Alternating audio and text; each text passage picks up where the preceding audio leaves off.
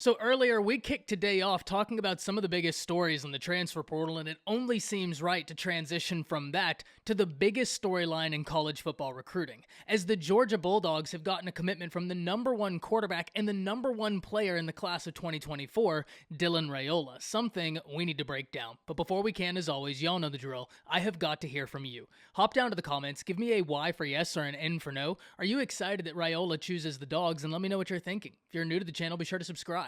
Hit that bell notification. I do constant college football content. You don't want to miss any of it. And if you enjoyed the content, be sure to like and comment down below. Those interactions seem small, but they are massive to content creators such as myself, and both getting picked up and maintained by the YouTube algorithm. But having said all that, let's jump right into this. And there's a lot we need to discuss whenever we talk about Dylan Raiola committing to the Georgia Bulldogs. But first and foremost, who is Dylan Raiola?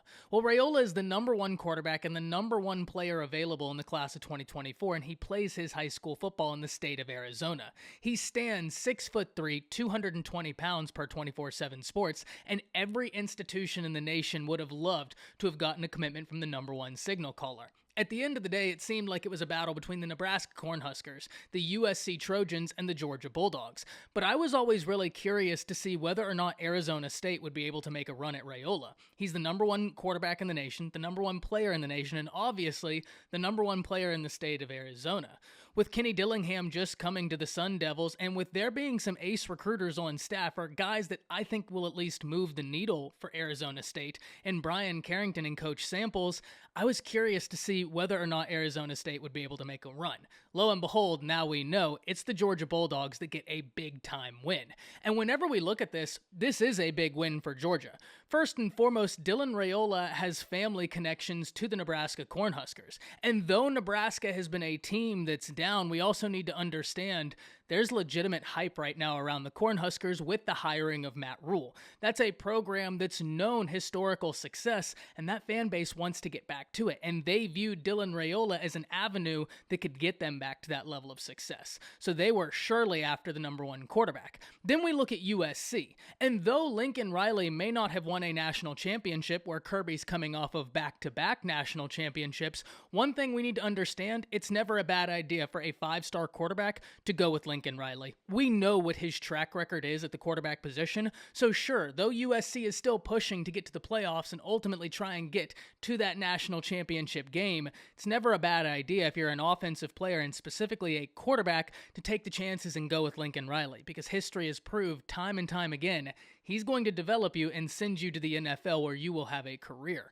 But then there's Georgia. And I know there are going to be people who ask the question, but what has Georgia done with the five-star quarterbacks they've gotten? And though we can answer that question and talk about it, I think the counterpoint is, look what Georgia has done in the absence of starting a five-star quarterback, where they're coming off of back-to-back national championships with Stetson Bennett. And there's no disrespect to Stetson Bennett, but it's not like Georgia had the number one quarterback, had a five-star quarterback slinging the ball around. In an era of modern offenses being king in college football, Georgia won their first national championship off the backs of their defense in a very disciplined offense, and that largely carried over into year two, where the offense surely expanded. The defense lost a lot of faces to the draft the year prior, but it was still a phenomenal defense, and it was an offense that was very disciplined. Now you're looking at a Georgia offense that does not have Stetson Bennett. They do not have Todd Monken, but I guarantee you they will still be a disciplined offense. Why? Because that's the manner Kirby Smart has showed us time and time again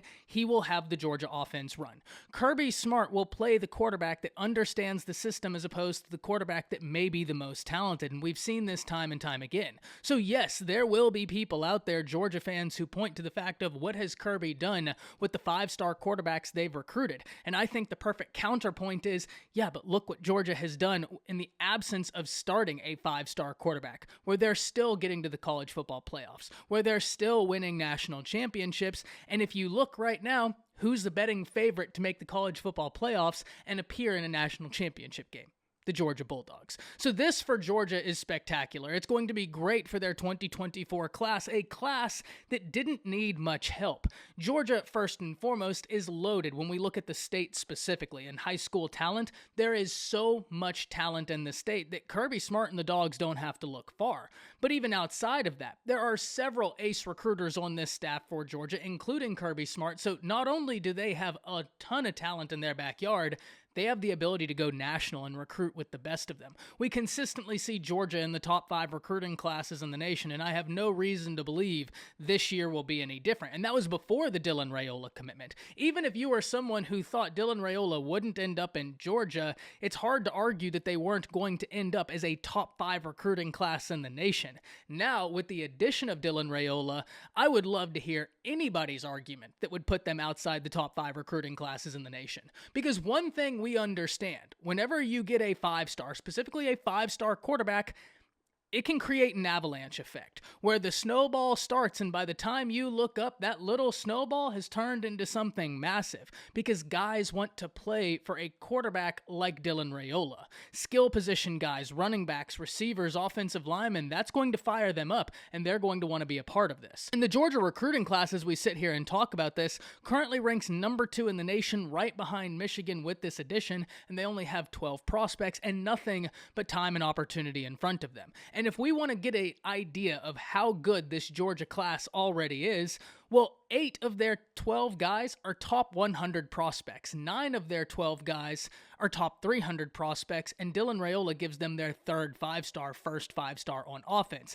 He already has a guy in this recruiting class in Nye Carr who's a top 50 prospect in the nation regardless of position and a top 10 wide receiver. So I'm really intrigued to see what happens with Georgia going forward, but there is no question that this is a big win for Kirby Smart and the Dawgs because Dylan Raiola is an exceptionally talented quarterback, a quarterback everybody in college football wanted. Hop down to the comments, let me know what you think about this edition. I am super intrigued to see where Georgia goes from here. That's it. See ya.